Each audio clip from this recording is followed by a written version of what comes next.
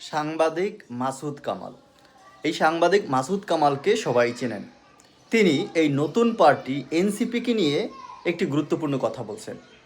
তিনি বলেছেন যে তিনি এই এনসিপির সবচেয়ে বড় একজন সমালোচক। তিনি এনসিপির ভুল ত্রুটি নিয়ে সব সময় কথা বলেন, আমরা আসলেই সেটাই দেখি।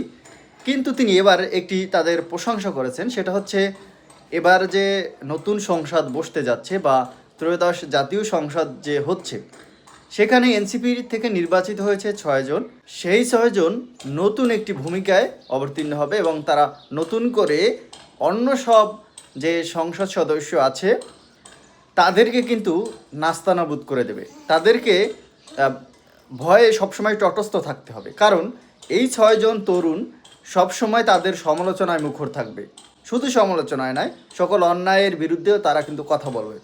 তিনি কিন্তু এই বিষয়টি খুব সুন্দরভাবে ফুটিয়ে তুলেছেন।